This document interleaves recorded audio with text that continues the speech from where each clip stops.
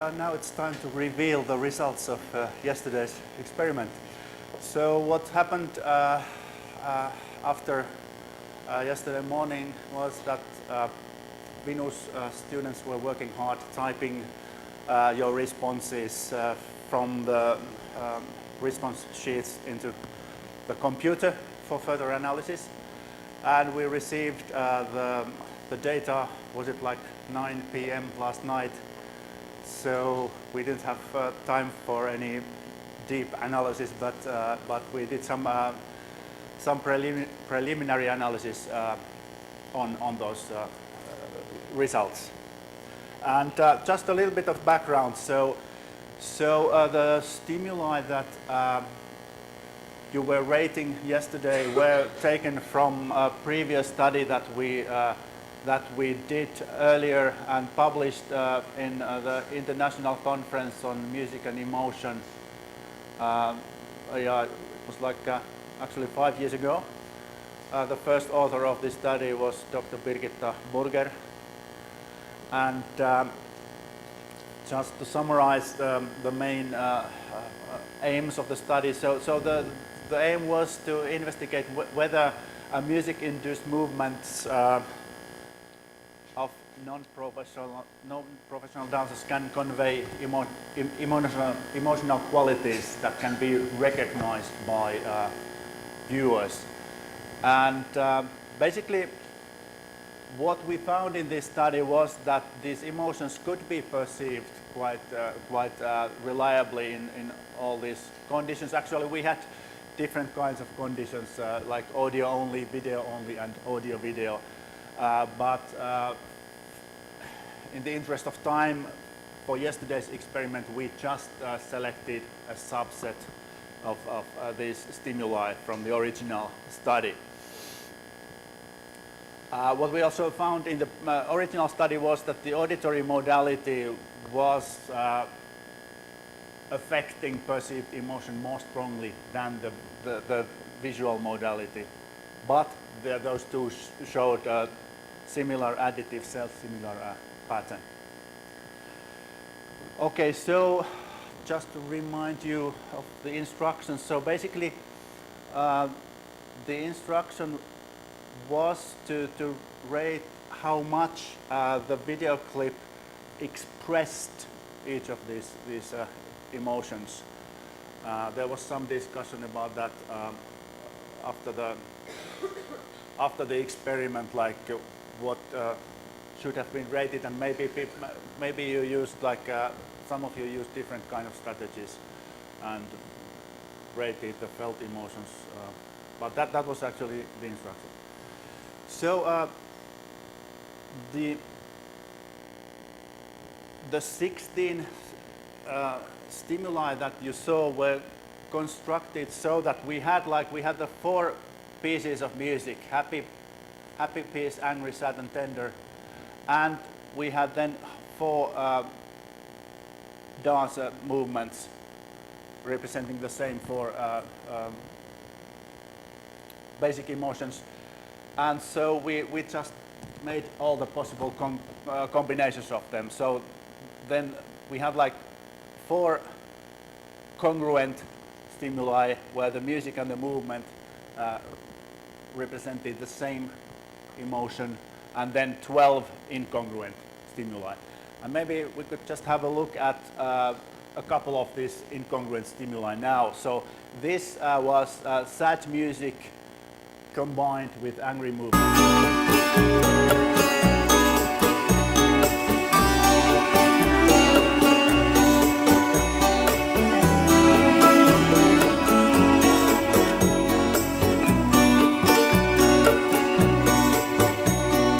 Okay, and then vice versa. Sorry, angry music combined with sad music.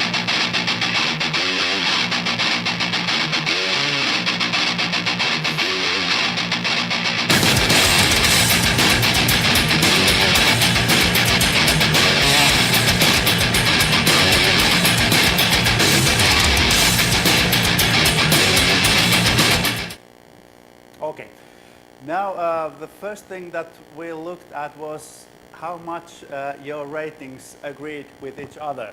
So we had 54 responses, and this figure here shows the correlation matrix between all the raters. So we have 54 rows, 54 columns in this matrix.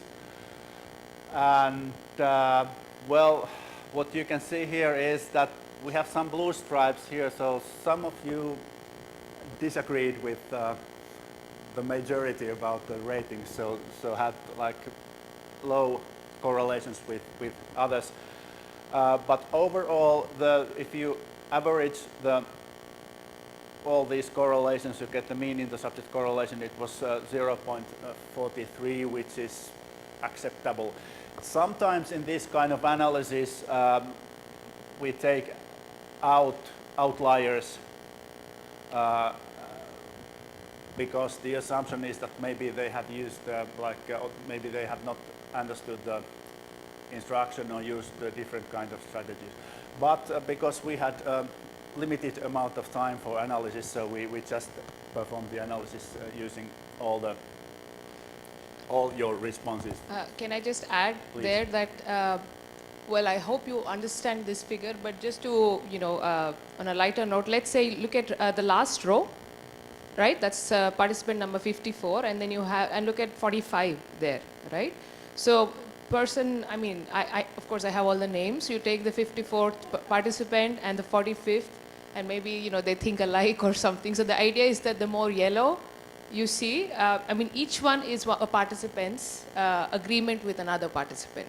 So maybe I'll get 45 and 54 together. Maybe you have something in common later. Yeah, but, it's very yellow here. Yeah, exactly. So anyway, so this is just a general idea to show that, yeah, most of you seem to have rated them quite similarly. Although some people, in fact, Mr. Jayachandran, you said you just couldn't, it was too much, but you didn't disagree with most people, surprisingly, so, yeah. Okay. Yeah. Okay, so let's have a look at the results starting from happiness. So what I show here is old data refers to the data that we collected earlier, 5 years ago. And then new data is your data, your ratings. And so we start with happiness. If we look at happy movement, so this means we take all the 4 stimuli that had the happy movement and then had the different kinds of music, and we average across the different kinds of music, so we get basically the effect of movement.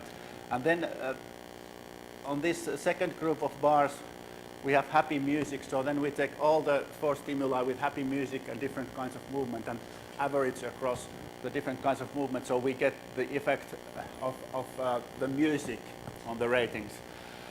And now, as you can see here, we have, like in the old data, we have larger differences between the 4 emotion ratings for happy music than for happy movement, meaning suggesting that music had a stronger effect on the ratings than movement.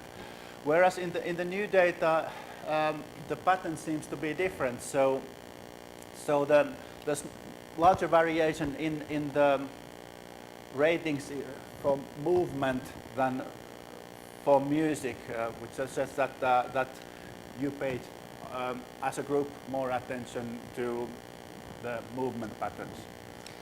Can I add something? Please. Yeah, just to translate it to English. Sorry, so some people at least.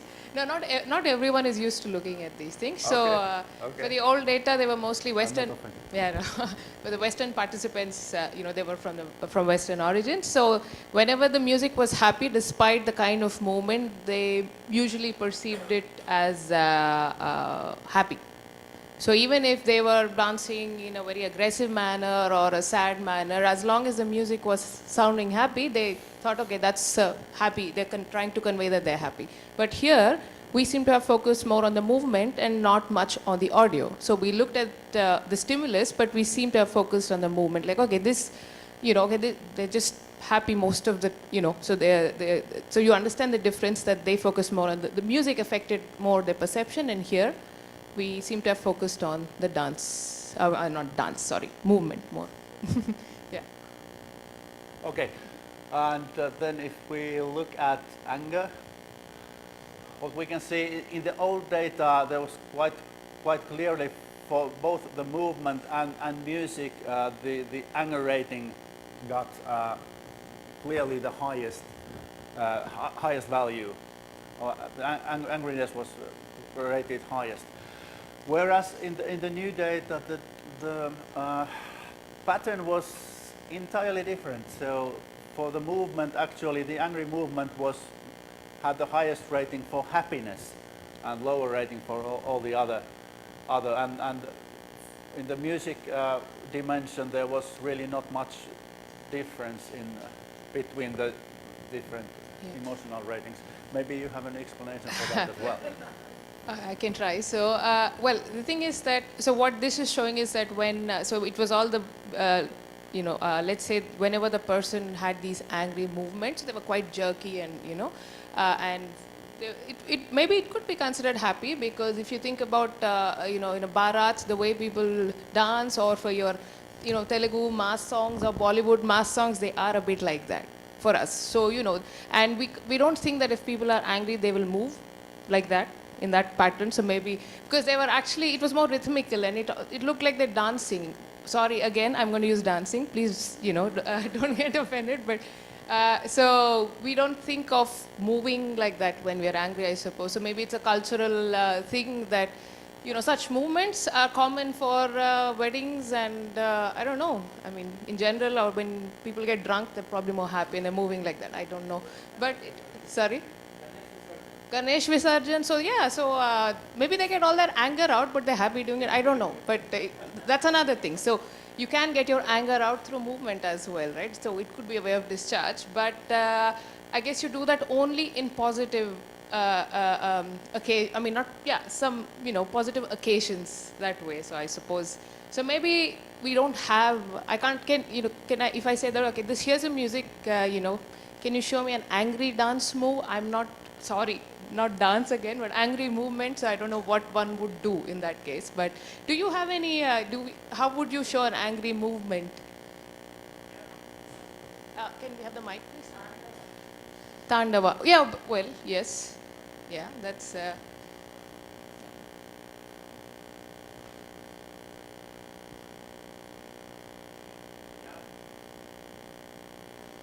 There are angry movements, but in the sense, as in terms of acting, someone makes a very violent entry or an angry entry, like some. So there are practiced and rehearsed kind of movements which would kind of represent it. Generally, it is also culture bound, like someone tapping the thigh and entering, or someone rigging the mustache and entering, and bouncing the shoulders, and they are very typical. I think such gestures are local also. Right. They understand it, what anger in that particular context is, and also the hierarchy of people, whether they belong to a commoner's ground or a royal ground, or it differs. So I think these moments are a little defined, and that's what anger could. But at least in this case, because if you ask not a professional dancer, but if you ask lay people to dance to that song, you would be like, yeah, this is awesome. I'm going to bang my head and I'm happy doing that. But I don't know. But, so I would say that this is probably a cultural thing, that we do not perceive that the person is angry and they're moving like that, I would say. But that's so, maybe. But yes, please. Kathakali. Yeah. When I was watching it on the stage, the music and the dance, they were like going together, but anger and violence and tenderness were shown in movement only. It's not even dance. Okay, should we go to the next So emotion? let's move to sadness. So sadness in the old data, it was like for both the movement and music, sadness obtained the highest rating. So it kind of matched with the intended emotions. Whereas in the new data for music, okay, there was a slight advantage for the SAT rating, so it was a bit higher than the others. But in the movement dimension, it was quite interesting that the SAT movement got highest ratings for happiness and tenderness. And now we get the explanation for this. No, actually, if you look at the, I think that if you look at the sad movement, I think you showed us an example of sad movement, right? Yes. So maybe it's again that if you ask me to move tenderly, I don't know what to do. In the when you play a piece of music and you say, okay, if like it's the other way around, you're not asking me to freely move, but honestly, I don't know how to explain a sad movement. Maybe again, moving when we are sad.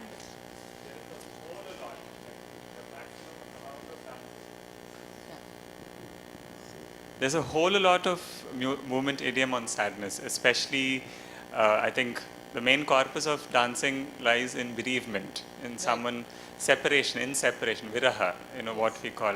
So there's a whole lot of movement genre in that. Right. No, but I'm just wondering when, the piece that, another thing is the piece that we listen to, right? So it could be confused as sad or tender, right? Because the tender except, I always had that issue that it didn't sound tender to me. For me, there was just one piece of music which sounded both sad and tender. But the tender music that was there sounded more happy to me. So maybe it's a cultural, again. We are talking about the emotions, right? But it's also about arousability. Again, back to Russell's model. So if you're talking about anger, the head banging part of it, it's to do with high arousability. So that's why this Ganesh Visarjan dance or the Telugu, the peppy songs, the whatever item numbers and all are high on arousability. But if you look at the emotion, it's joy, and here it's sad, tender and all come on the. So perhaps it would be important to look at that dimension. Yes, I think one could expect that the high arousal emotions, happiness and anger would be confused to some extent, and so would be the low arousal emotions.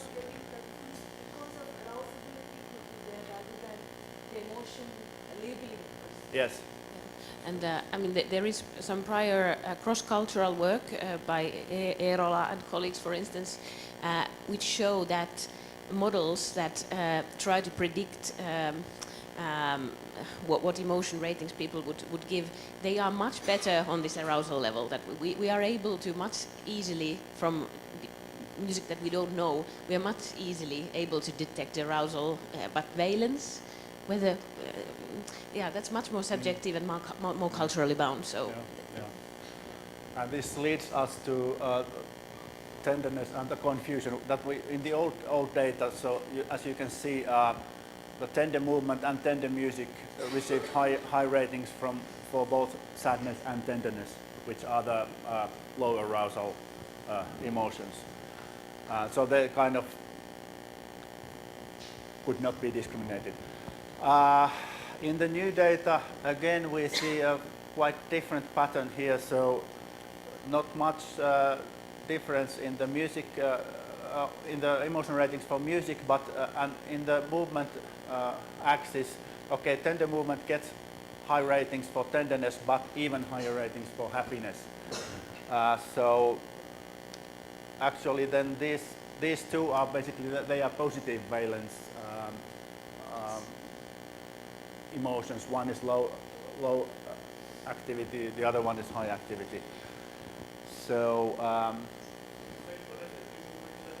exactly, that's what I was saying. So the idea is that you would probably dance only if it's a positive state that you are in, and not, that's just a generalization though, but it's a cultural generalization here. Like if you're sad, you're angry, the idea is that you don't want to show those emotions, because maybe, I don't know, Nimi, what would you say that in this sort of a culture where, you want to be cordial, you want, there's this focus or this thing to be what's the right word? I'm sorry, I'm not an anthropologist or a sociologist, but My response is a little different.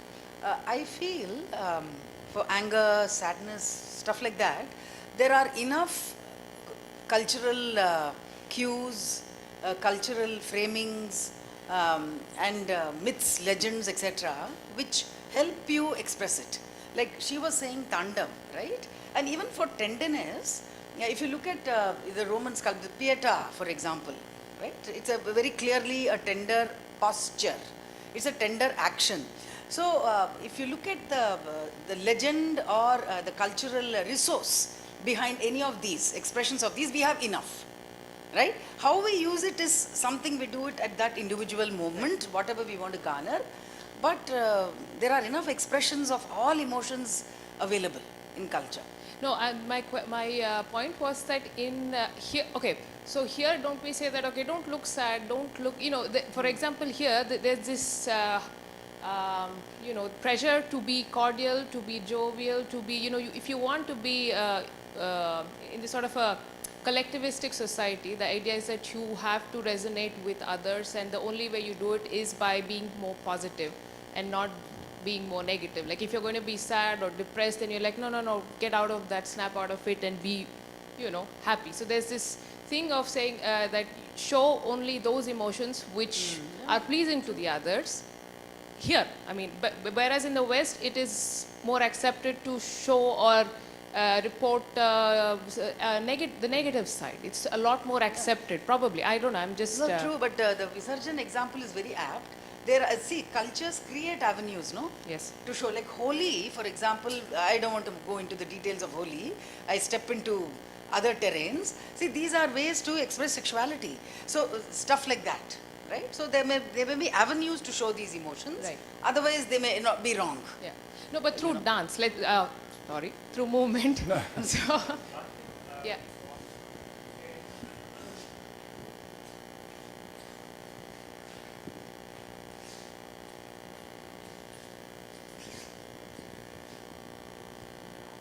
There is something called, here I think there is some distinction we can draw is that, am I acting to it or am I reacting to it? As a dancer, you would act. Right. But in normal life, you would react. In the sense like, it is out of much more reactions you have seen, we rarefy the movement and we put it into action. That's acting, that's dancing per se, that is very codified. And we kind of rarefy all the movements what you find in nature. As you rightly pointed out, it's very difficult to dance when you're really sad in life. But as you also said, there are multiple layers and levels of expressions already available there. But the confluence of these two is being given when you dance it out or act it out. So in that way, body is a given medium, and henceforth you have to show it out. So what are the things? So music comes to your support, and the poetry, whatever situation, plot comes to your support, and many other things. It's an ensemble. It's an ensemble you create so that the cream of the cake is the movement there. Right. So the way when we use movement and dance in that context,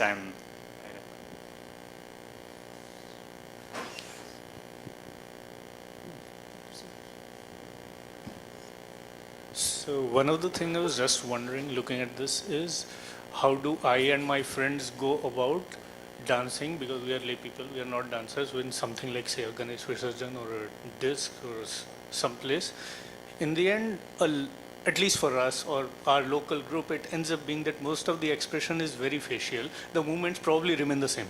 Right. So here we are looking at a stick figure with movements and no expression to go along with it. That's a possibility where movement associated with, should I say, the emotion does not come out as well as we are used to, because we are used to the facial expression doing a lot of it. Right, yeah. I think that's, again, I would say that, and each culture would have their own sort of facial emotions that would represent a certain kind of, state or emotion that you want to convey. So, that's another good point that, the movements would remain the same, but That's right. But here in this particular study, we were particularly interested in the role of movement and wanted to take out all the other I mean, otherwise we could have shown like videos if we Yes. want to include the facial expressions and other things, but we were interested in the kinematic aspect of emotion expression. Yeah, yeah. No, yeah, it's like what he said right now, because there were no expressions. So for Indians, normally it is like having a tender move and having a happy move. Like you could dance very hard like on a song, but there's a light song, and if you are happy, your actions would be slower. So we perceive being slow is also happy. So probably that is the reason in like tenderness, happiness index and tenderness index was higher for the movement thing. Just Well, like he said, they're both positively valenced, or they're supposed to be a positive, like a pleasant emotion. So again, either if it's high arousal, like high, angry and happy get confused, or if it's on the like if you take the valence arousal model, then if it's valence, then it's happy and tender. So I think so it's interesting that it's not always the arousal, but there's also the valence dimension, which seems to be a common factor here that, but the last comment or question, please. If you look at India as a whole, we have a different head movements, which are not understood by the Western people unless we explain it to them. This means that, that sort of a thing. Movement is a big thing. Yes. One last.